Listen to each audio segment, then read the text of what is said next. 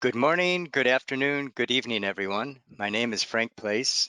I am Director of the CGIAR Research Program on Policies, Institutions, and Markets, or PIM as we call it. And it's my great pleasure to welcome you to this PIM webinar on gender dynamics in value chains beyond production node and a single commodity focus. In recent decades, research on gender dynamics in value chain development has tended to overemphasize the production node and the single commodity chains. Since 2019, the CGIAR Research Program on Policies, Institutions, and Markets has supported a set of 6 projects that analyze gender roles, responsibilities, and relations in agricultural value chains, drawing on both qualitative and quantitative data that look at nodes in the midstream segments of the value chain and or across multiple chains. Despite the COVID setbacks that plagued us during this research, the projects have generated compelling insights on the differential effects of on the benefits that women and men derive from value chain participation. Today, we will focus on findings from these projects. We also hope that you will join us on October 28th for the second webinar in this mini-series to discuss innovative methods used in these studies. Let me now hand over to Cheryl Doss, who will moderate the session. She helped to coordinate these studies. She is Associate Professor and Senior Departmental Lecturer in Development Economics at the Oxford Department of International Development, University of Oxford, and is the leader of PIM's flagship on cross-cutting gender research and coordination. So she will now introduce the program and the speakers. Over to you, Cheryl. Great, thank you, Frank. So today we're going to have 3 presentations. The first one is Gender Dynamics Along Fish Value Chains in India by Surendran Rajanathan. Then we'll have Understanding Gender Dynamics in the Input Segment of Upgraded Value Chains for Root Crops in Vietnam. That's going to be presented by Vanya Slavchevska and Nozomi Karakazuka. And finally, we will have Jennifer Twyman presenting Helpers, Employees, or Owners, Opportunities for Women's Economic Empowerment in Agricultural Value Chains. So 3 different papers that will help us start, that have been helping us start to really think about what it means to be looking at value chains beyond the production node. Let me say just a few things about how we're going to proceed. The first part will be about half an hour. Each presenter has about 10 minutes. You can add your questions to the chat window on the right side of the screen at any time. And I would really encourage you to go ahead and start putting your questions in the chat as we go along. When you put your question in, we'd ask that you include your name and where you're from. And if you're representing an organization, what that is. That will help me as we start putting the questions together at the end. And finally, the webinar is being recorded and will be available on the PIM website shortly after the live event. So that's the same page you visited to register. So you can find it and share it with other people. So with that, let me turn it over to Surendran. I'll be sharing the findings from a systematic literature review we conducted to see ways in which women's self-help groups improve women's empowerment and gender equality in the fisheries and aquaculture in India. Next.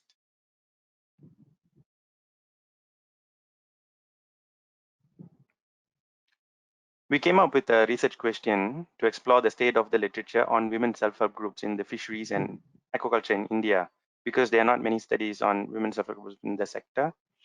And another one to look at the positive and negative gender outcomes experienced by these women's self-help groups and their members.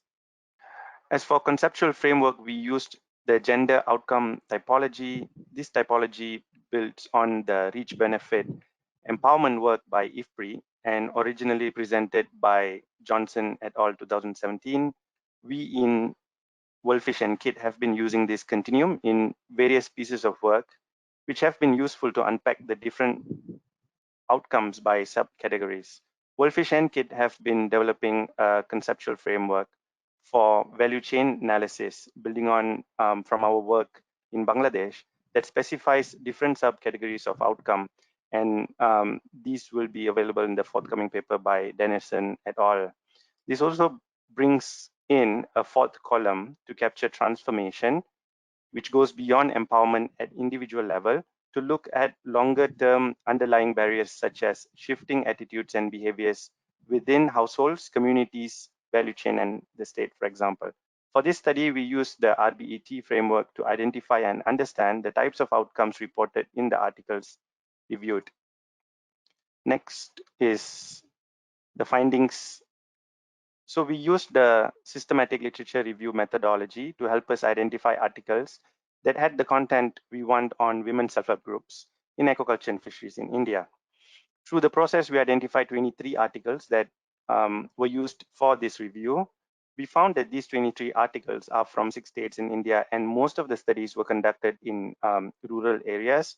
There are multiple types of self-help groups in the fisheries and aquaculture in the country, and their purpose varies depending on how and by whom they were set up. One of the studies in Tamil Nadu found fishing villages to have an average of 20 self-help groups, and they are a mix of 3 types. One, which are directly associated with the government programs and schemes, and these were predominantly vehicles of microfinance, and they received subsidies from various schemes, various government schemes. The second one are self-help groups, which are promoted and sustained by NGOs. The third one are women's group, which are organized by the Federation of Fishermen's Society. This is a cooperative. These groups have, these women's self-help groups have kept their own identities despite their association with the Federation, and they also engaged in economic activities. So most of women's self-help groups and the activities, most of the women's self-help groups were previously established and are engaged for the purpose of the studies. We found that only a few women's self-help groups are directly linked to fisheries and aquaculture. Even among the ones which are formed, not all may be active. For example, in one study out of 598 self-help groups under the wing of an NGO in fishing villages, only around 30 were reported to be active. Some of the key characteristics of the groups reported by authors, which some also serves as a selection criteria, are, for example, in being in operation for a number of years, are organized in various districts or geographic locations, and conduct various activities along the fisheries and aquaculture value chain. As for members of women self-help groups, individual members of women self-help groups may not solely be engaged in fisheries and aquaculture. In one study, the majority of women self-help group members are engaged in agriculture as their primary occupation, while fisheries were their secondary. And some of the characteristics of members reported by the authors are women engaged in the sector who are not related to each other, and they are from similar socioeconomic background, from a specific age category, and in the case of aquaculture, they need to have ponds. Next is the overview. This is an overview of findings based on the gender outcome typology. We found all of the articles reporting on women self-help groups engagement in value chain activities. Similarly, all of the articles reported on at least one of the sub-themes under benefits realized as well. However, the number of articles reporting on empowerment theme were lesser than the benefit theme, and we only found 5 articles which had content relevant to transform. Next is the outcome category for benefit. Here are some of the findings from the selected studies on access to and control over resources. Access to banks and credits were among the most important resources enabled through self-help groups. Access to the self-help groups and to the financial resources were reported to translate into key benefits, which includes enabling women to engage in economic activities and create avenues for income generation. It also increased their incomes and savings, for example, and further improve their farming practices. Women members also benefited from their engagement in group activities as a whole. They were reported to be able to step out of their house and work together. They increased their mobility, and mobilization into groups were also linked to stronger social cohesion. Group meetings also served as an avenue for them to share ideas on livelihood issues. So These studies also reported some of the challenges women face. Some of the challenges are related to self-help groups' access to loans and credit. Not all self-help groups are able to obtain loans from all the banks and microfinance institutions. Some of the groups face difficulties in obtaining loans from some of the banks. Some groups were also reported to have taken multiple loans from different sources, which include banks and private microfinance institutions and private money lenders as well. Other challenges include relating to incomes earned through their engagement in the groups. In one study, the authors found varying levels of income earned by women self-help groups across certain districts. However, there are no system to track the incomes earned by these self-help group members over a period of time, and that the amount of income earned from these activities these women self-help groups undertake were in most cases estimation only and not actual. In another study in Odisha, most of the women self-help groups were formed and managed by LSPs, livelihood support persons, which are usually men. Although women self-help groups carry out the production activities, the marketing and finances are managed entirely by these LSPs. The profit generated by these women self-help groups as producer groups tend not to trickle down to all women self-help group members, or their entrepreneurial capacities of these group members are enhanced in this case. Next is the outcome category for empowerment. Here are some of the findings in the outcome category of empowerment. Under the subcategory of economic and social value chains upgrading, we found women reported to be capable of taking up self-employment ventures, and their group meetings became a platform to exchange ideas and discuss issues pertaining to their livelihoods. There were also reported links to how self-help groups lead to more voice and leadership at the community level. Organizing self-help groups and strengthening women's economic role were reported to have increased women's voice in village and on public issues. For example, women self-help groups in Tamil Nadu has enabled fisherwomen to participate in local community council meetings and other activities of the council and have improved their leadership skills. Women also gain self-confidence and self-esteem as being part of self-help groups. They were confident, motivated, and proud of their independent activities.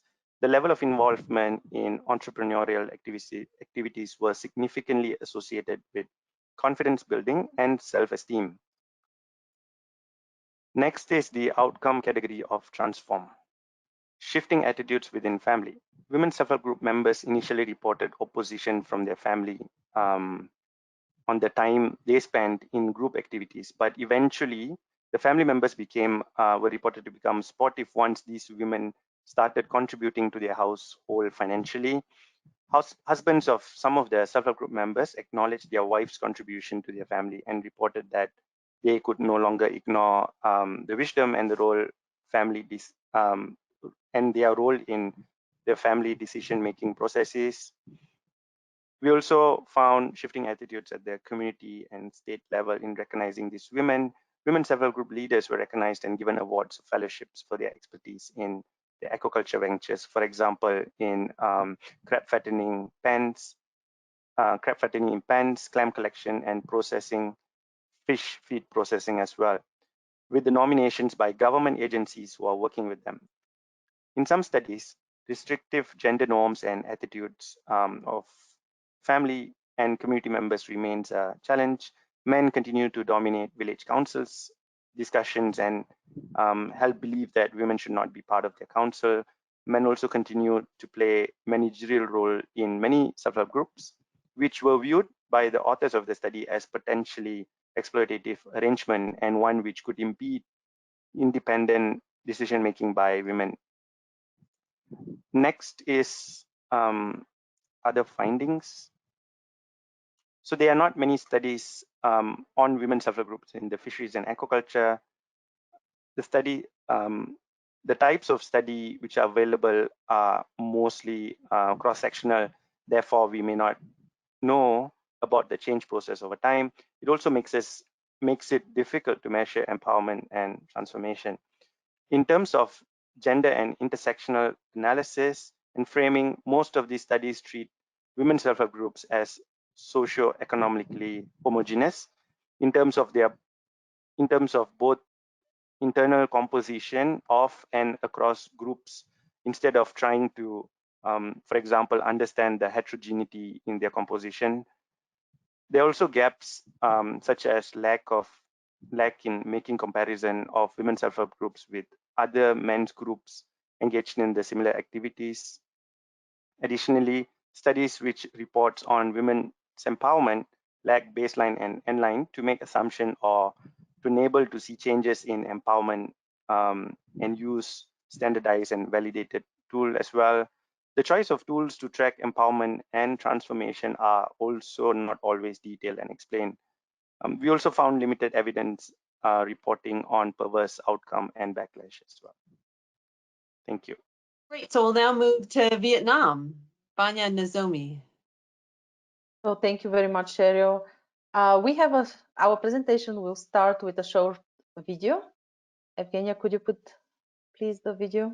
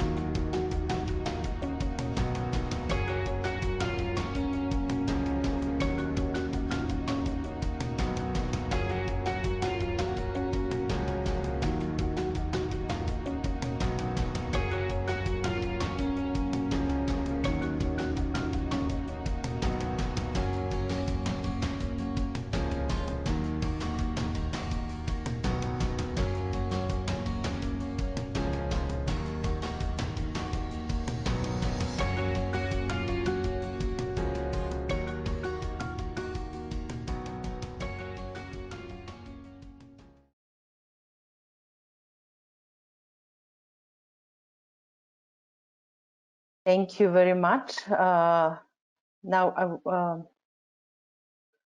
would like to see the slides, please.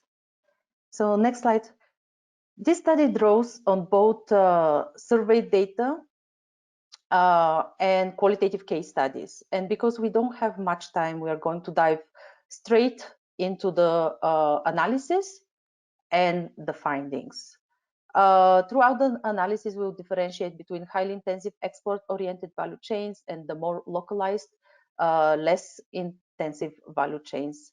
We already saw the research questions, and we'll answer those research questions at the end. Next slide, please.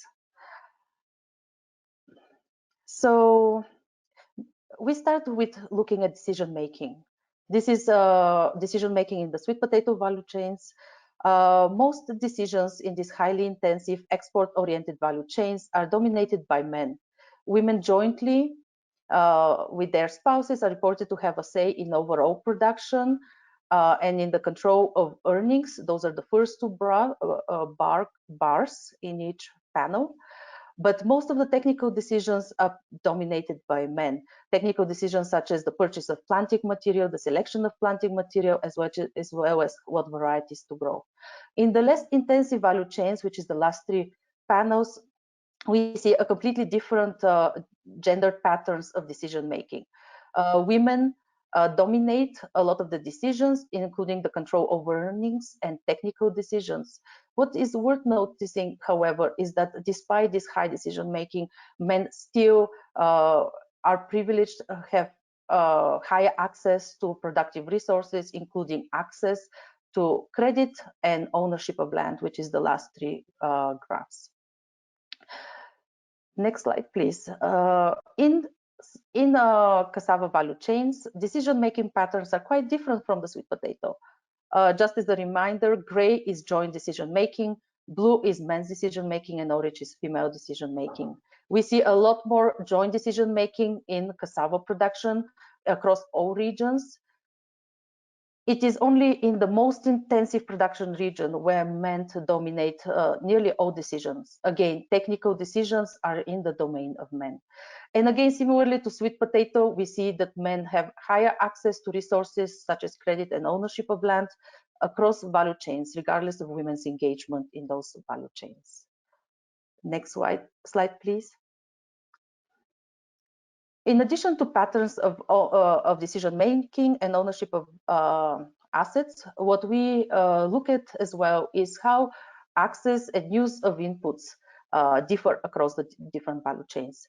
Again, the first two panels or the graphs are the intensive value chain. Vinlong and Lamdong are the intensive value chains or more export-oriented value chains. And in cassava, the Southeast region is the most intensive, most export-oriented value chains, although cassava is exported from all other regions as well. What we see is that in the export-oriented value chains, we see a lot more use of input. The biggest cost driver are use of fertilizer, hired labor, and in the case of sweet potato, we see a lot of pesticide use. There is a lot of purchasing of planting material as well, especially in sweet potato, and much less in cassava.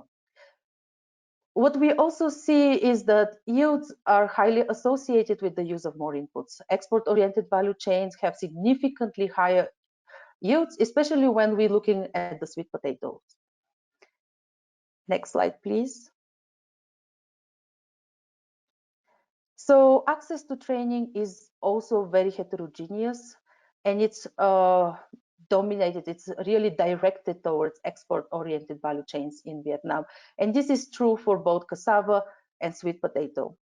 And regardless of the value chains, whether it is export-oriented, more localized, or less intensive, men tend to be the recipients of training. Next.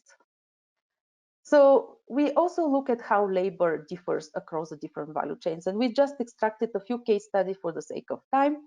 So as you can see, the upper panel is the family labor in the export-oriented, more intensive value chains. And in the bottom panel, you have case studies from the less intensive localized value chains of sweet potato and cassava. There is a lot less use of family labor in these very intensive value chains. And when family labor is used, both men and women participate. In the localized value chains, there is high dependence on family labor. Both men and women supply relatively equally labor in the cassava supply in the cassava value chain, while in the sweet potato we see a larger difference in the supply of men's and women's labor, with women supplying a lot more labor than men across all of the activities, from land preparation to transportation and so forth. And finally, in the next slide, we also look at the hired labor, because export-oriented, more intensive value chains use much less family labor. They rely on the purchase of hired labor. So in cassava value chains, which is on the right, we see that both men and women are engaged, are hired as laborers within all activities. There is an equitable supply of labor. And in sweet potato, both men and women, but they are hired, but they might be engaged in slightly different tasks, such as land preparation for men. Less intensive localized value chain relies significantly less on higher labor. And the last exercise that we did was look at the yields and across these value chains and the gender gap in yields. So we start with sweet potato. We start with a very naive, simple regressions. And what we see is that there is a significant gender gap in agricultural productivity. But as soon as we start adding other controls and control for characteristics of the farm, characteristics of the farmers, as well as the characteristics of the value chains, this gap disappears, suggesting women are not less productive than men. What we see is a consistent and persistent gap in agricultural productivity in Hattin, which is compared to the more intensive value chains, more export-oriented value chains. And what's worth noticing is that in Hattin, there is a variety of uses for sweet potato, and that also helps explain the lower gap. In Hattin, there is a variety that is grown mostly for consumption of the leaves, so the roots remain very small, and that's why we see this consistent gap. And the last slide, please, Cheryl. And so in the case of cassava, we don't see a gender gap in agricultural productivity. I mean, most of the decisions were dominated by men in very intensive, and in the rest of the provinces, we saw a lot of joint decision making. Even when we control for characteristics of the farm and characteristics of the farmers and the value chains, we see that the persistent gender gap in agricultural productivity, again, in the localized value chains in the North Mountainous regions, which again has to do with, could partially be explained by a variety of uses of the cassava, as well as agroecological differences, which we are not able to quite control for in this regression. And with that, I'll pass it to Nozomi. Yes, thank you, Vanya. Now I'm going to present the qualitative case studies, insight from case studies. So export-oriented production, the first part, has simple value chain with fewer actors involved. So here, women producers may have joint decision-making and joint labor contribution, but producers' priorities are quite the same. It's high input and high yield, high value cash crop. However, apart from selling fresh roots for export, there are many ways to earn incomes, especially for women from cassava and sweet potatoes, like dried chips, local seed trading, selling to local market, animal feeding, animal selling, using cassava stick for firewood, and for home consumption. And the last one is particularly important, that women exchange seed and roots as a reciprocal support in times of crisis. So if you have those purpose, multiple purpose, then root crops are used for those purpose. Women's priorities are more likely to be reflected in the household decisions on agricultural input and variety, what varieties they grow. Next slide, please.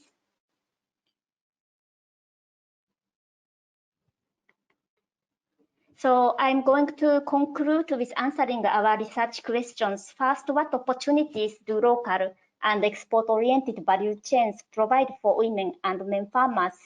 So intensive value chains are dominated by men, as you see. In this case, women have more control and interest in other crops, not cassava or sweet potato or livestock or farm work. So it is not necessary to have women empowerment in all crops evenly. And also local value chains with post-harvest technologies have a great potential, like dried chips market. That is a niche market that women are contributing.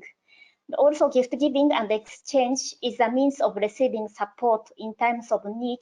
And this is often neglected in or cannot capture in economic analysis. Next slide, please. So how far women are involved in decision-making in local and export-oriented value chains?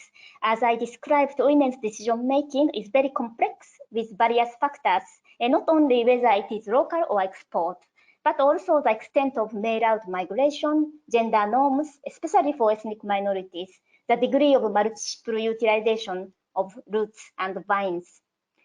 Next slide, please.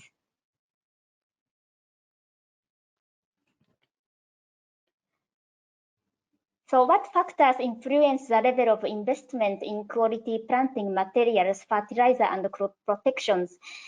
And what are implications for that? So women-led farms may be intentionally kept with low investment for multiple purpose use. So questioning the argument of women lack access to finance knowledge, it's a strategic choice for some of women's. And productivity may not be a priority for those cases. And I really found that women really value the taste of sweet potatoes or varieties for using for animal feeding, special varieties for cassava. I think this is last slide, please. Thank you very much. Our presentation finished here. Great. Thank you, Nozomi and Vanya. We'll go now to our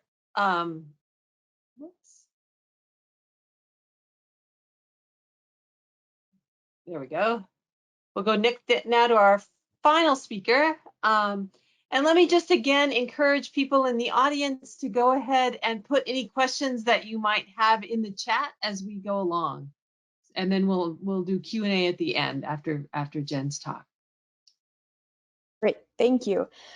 So I'm going to be talking about the project Helpers, Owners, and Employees, and this is a project we did in Honduras.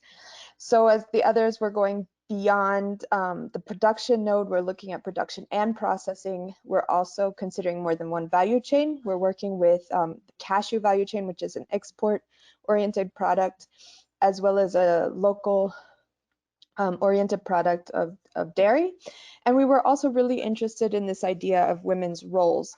So a lot of women consider themselves helpers that support their husbands in agricultural production, but they can also be employees, owners, managers, and have a lot of other roles. So thinking about what factors may influence that.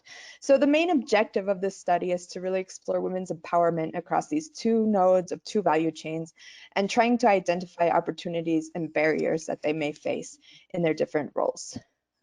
Next.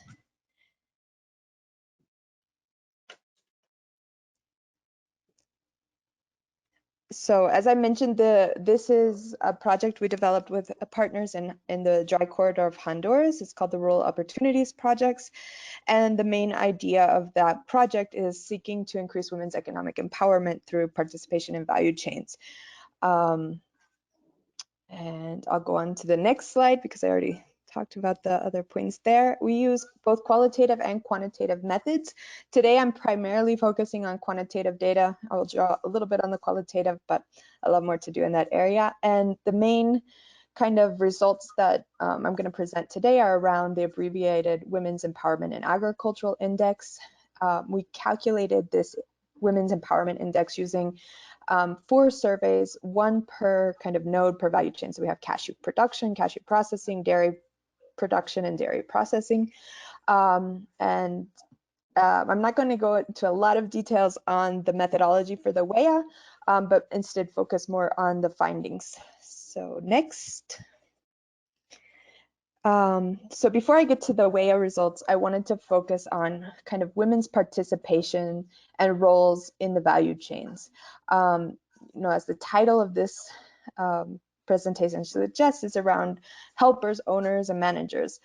Unfortunately, the data, we had very few employees actually, and we realized this is because a lot of, we expected more employees in the processing value chains. And I think this is because a lot of the processing happens kind of in these at-home artisanal processing plants, and therefore has a lot of unpaid labor. So we do have some employees in this sample, but not as many as we expected. Second, a lot of women own assets related to the value chain that we're interested in, and they're also landowners. So we can talk about different ownership patterns.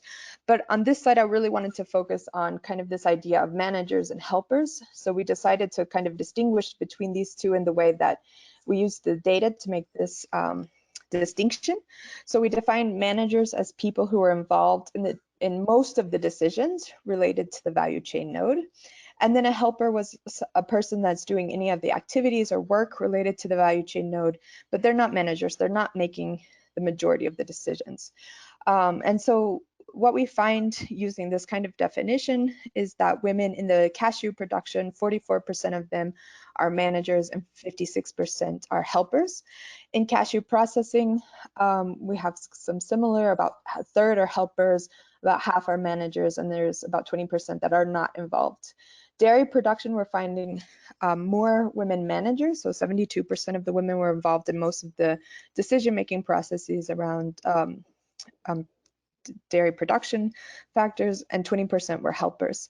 And in dairy processing, we see 51% of women were managers, 15% were helpers, and a third of them were not involved in dairy processing in these households that we interviewed. Next. So I just wanted to show that, again, I'm not going to go into a lot of details on how we calculate the WEA, but this bar chart basically says the closer to 1, the more women empowered in the population of interest. So in cashew producing households, we see that women are more empowered. The bar is higher than the others. So they're more empowered, at least according to this index, than women in the other nodes of the other value chains. And next, we can disaggregate the index, the Women's Empowerment and Agricultural Index, into its different indicators. And there's 6 kind of groups of indicators, one related to workload, group membership, access to and decisions on credit, ownership of assets, input in productive decisions, and control over the use of income.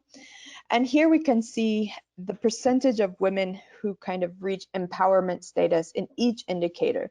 So how many kind of surpass that threshold assigned by the index. And what these graphs show that in the cashew and dairy value chains, especially processors, women processors are less likely to kind of reach those thresholds, or fewer women reach that threshold than women in the production nodes, especially when we look at workload, group membership, and access to credit. I think I'll leave it there for now and go to the next slide.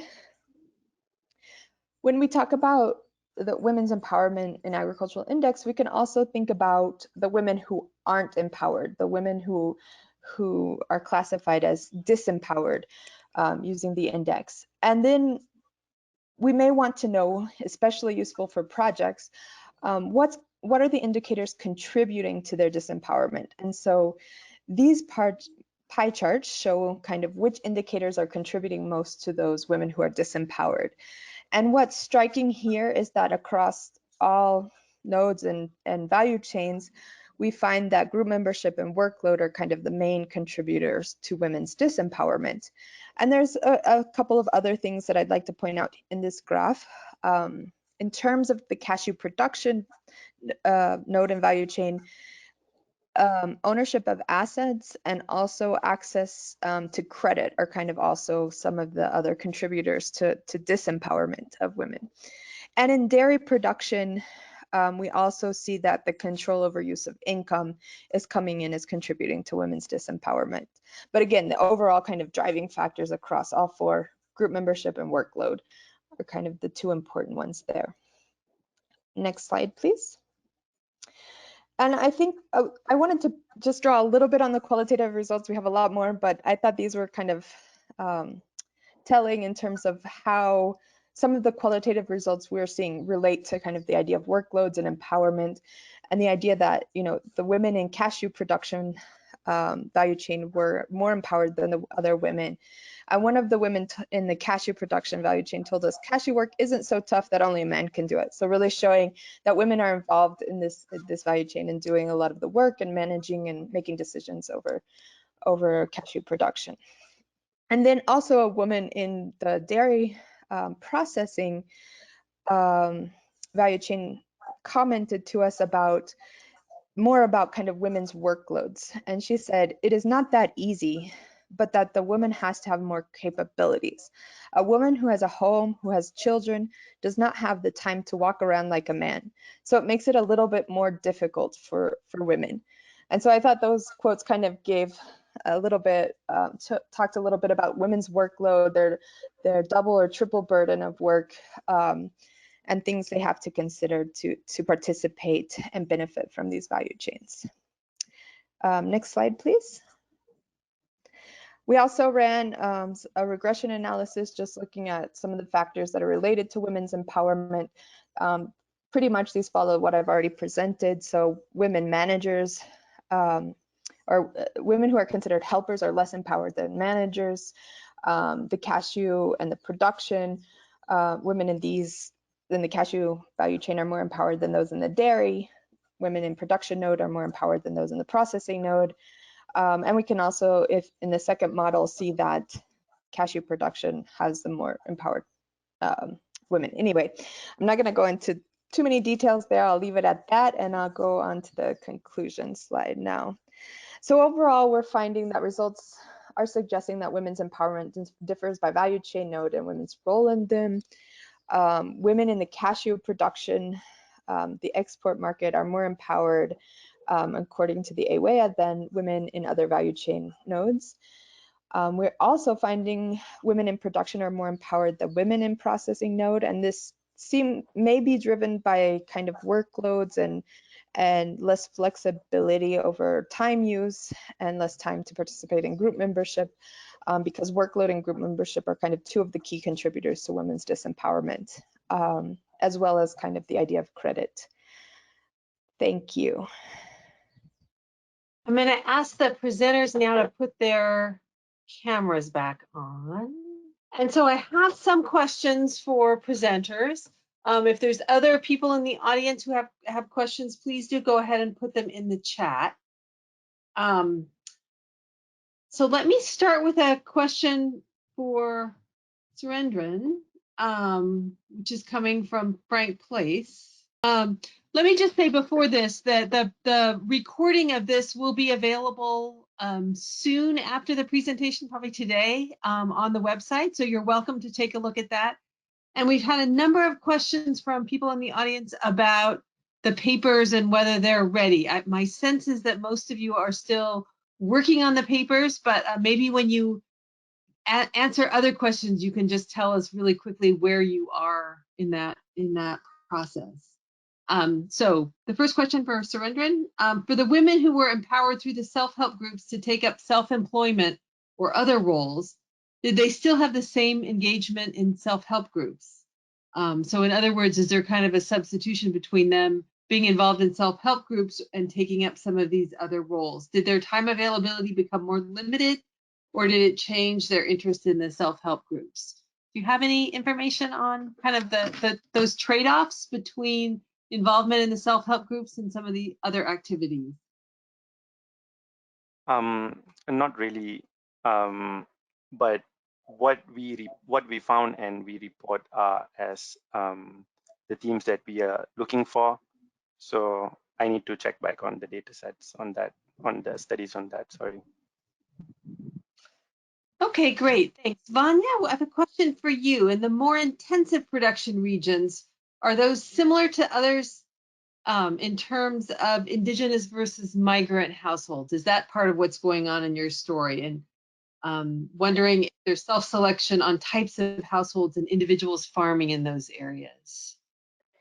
So thanks for the question. So there are significant differences across the regions in terms of, especially in terms of ethnicity. Like we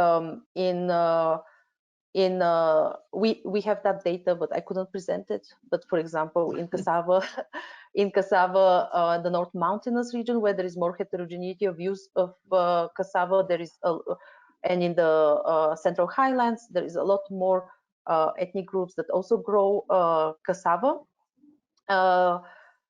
There is, I think, there is probably self-selection, and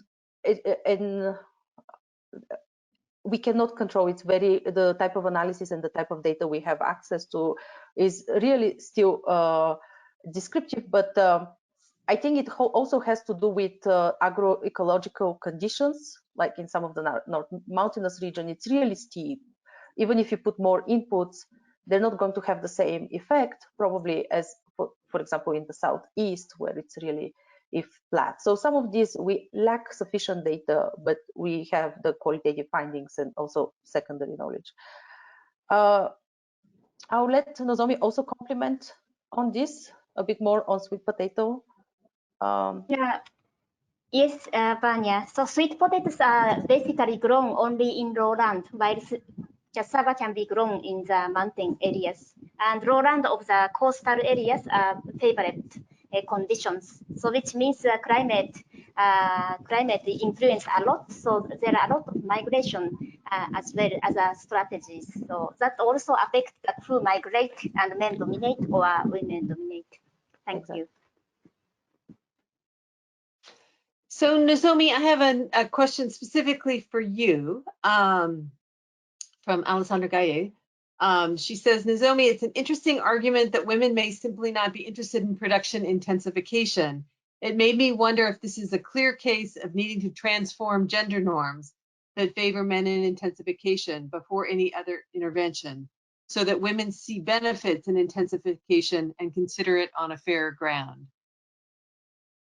Sorry, my internet was not really good. Can you repeat? Sorry. So the question is about that your point that women are not interested in production intensification, and she wonders if it's a case of needing to transform gender norms, the norms that favor men in intensification before other intervention, so that women can see the benefits in intensification and consider it on a fair ground.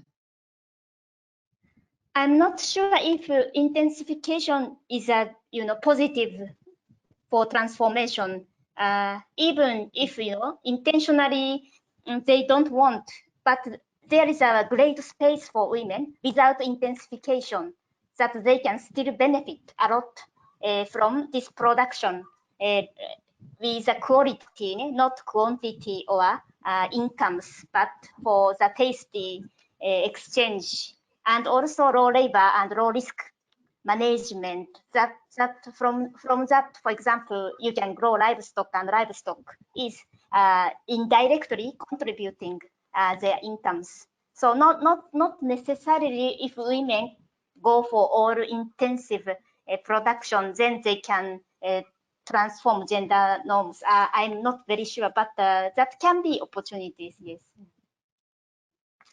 Great, thank you. I've got a question for Jen.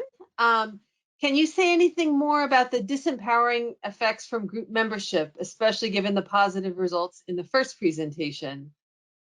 Is this also about time commitment or something else? Sorry, I think I maybe misspoke. I think the idea that group membership is disempowering is that women, it means that women are not really part of groups or not in leadership roles in those groups. So the idea that the indicator around group membership in the WEA is around women participating and being leaders in those groups. So that the fact that they're disempowered in that indicators means that there's low levels of participation and leadership in group memberships. And I suspect there's something related to kind of time use and workloads going on. Because of high workloads, they may be less likely to participate in groups.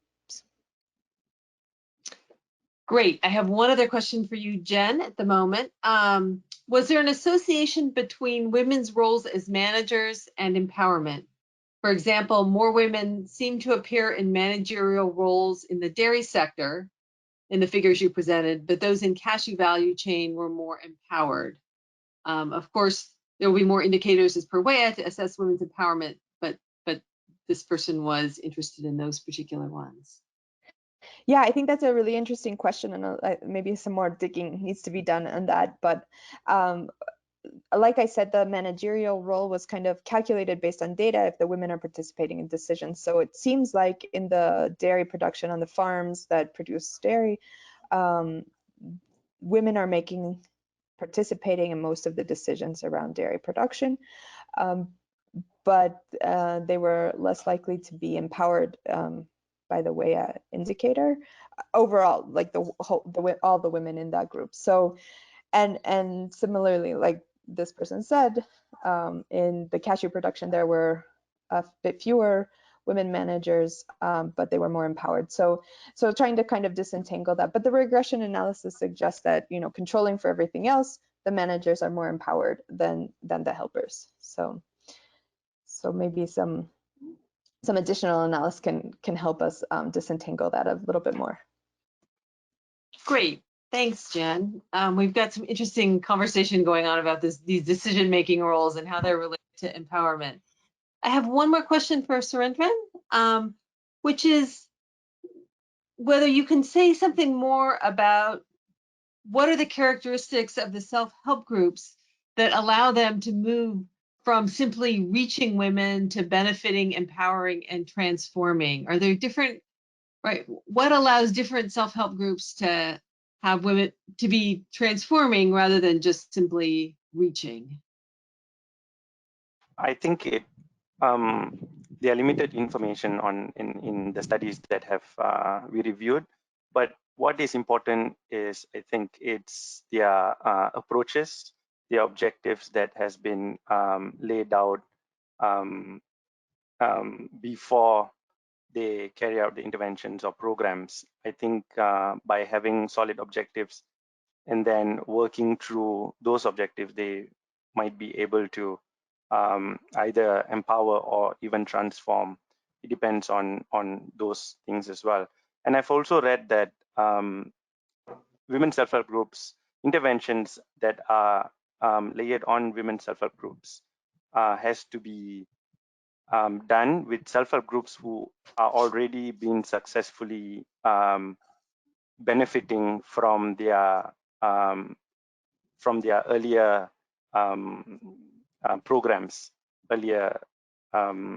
programs, yes. So any additional livelihood opportunities layered on to these self-help groups will be more, I mean, the chances of them being successful will be higher, right? Great, Regardless of whether it's empowering, yeah. Good.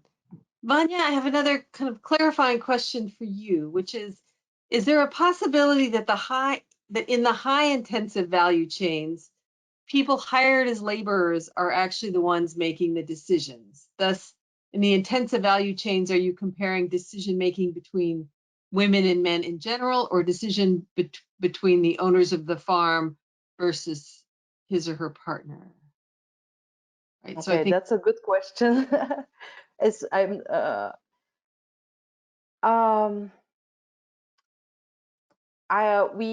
I'm not sure, but there is a lot of hired labor. It's not only the decision.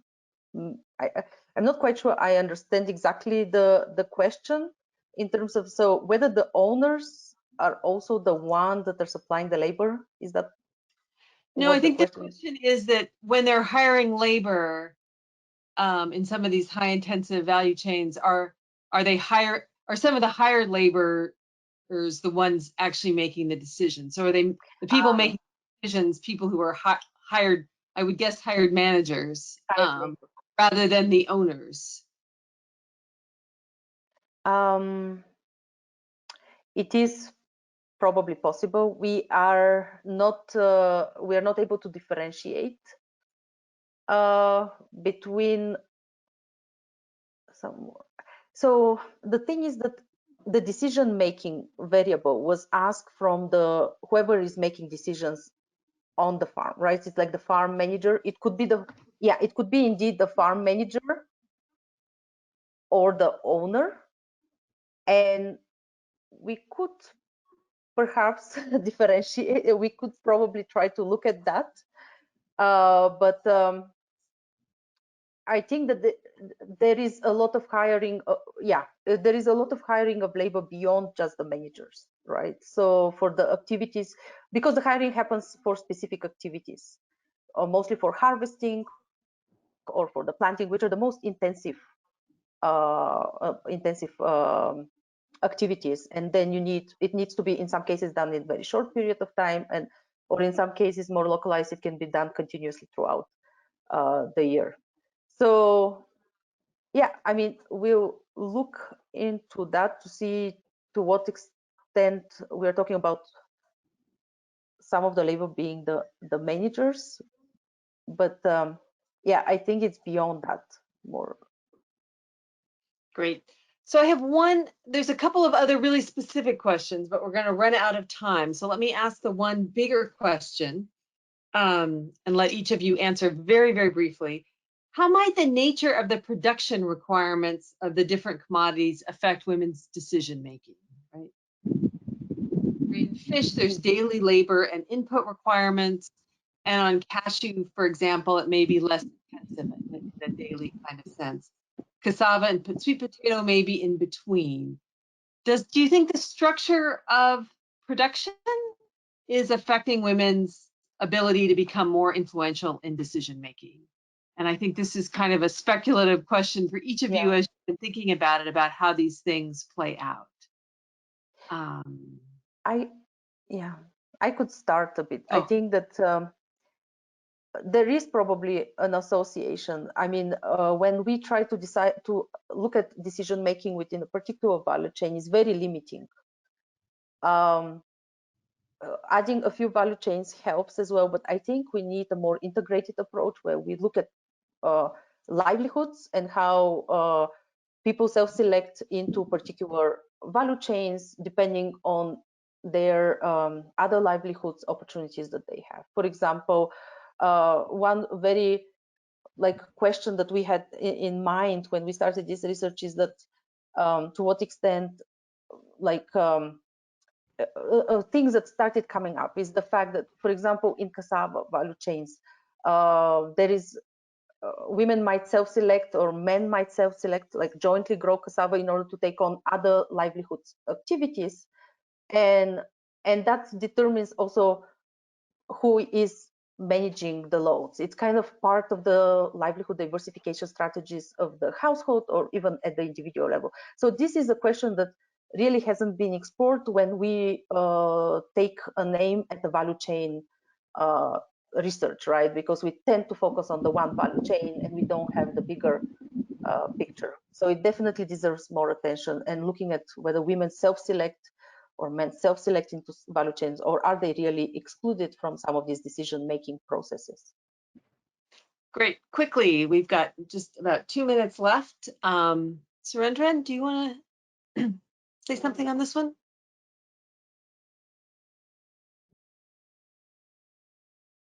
Yes. So a lot of these studies don't going back to what we have asked, don't look at the journey from, for example, empower, transform.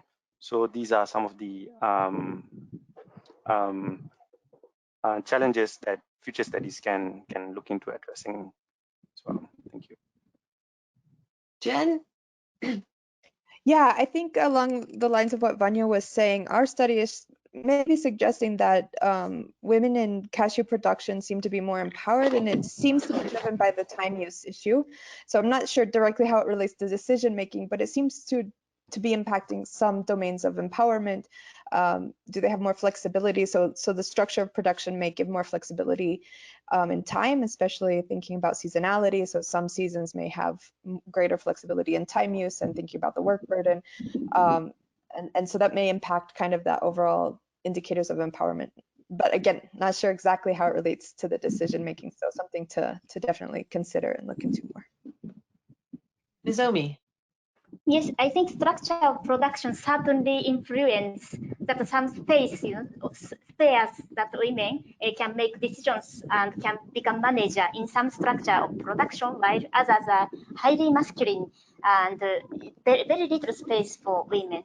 But also, like migration, as last week's presentation discussed, when men migrate, even very masculine structure of production, women certainly enter and become manager. So, and also ethnicity, many things affect, but certainly structure of production is an important framework we should look at for gender. Great, thank you all very much. Part of the goal of putting a set of 6 projects together to be in conversation with each other is to try to start to be able to draw out some of these broader lessons. And I think we're starting to be able to do some of that. Let me remind people that we're doing a second webinar out of these projects on October 28th. That's going to really focus on the methods and what are some innovative methods to try to look at issues around gender and value chains, particularly thinking beyond just the production node and just in one value chain. So I would encourage you to come to that one as well. Nobody said where they were on their papers, but I'm pretty sure from the expressions on everybody's faces that the papers are still in progress. They're all due by the end of the year. So keep your eyes open, and they will be all coming out. And a couple people had very specific questions on, I think somebody had a question on Jen's regression model. Feel free to reach out to the presenters individually about some of those more specific kinds of questions. And thank you all for attending today. Thank you. Thank you. Thank you. Bye-bye. Thank you very Bye-bye. much. Bye-bye.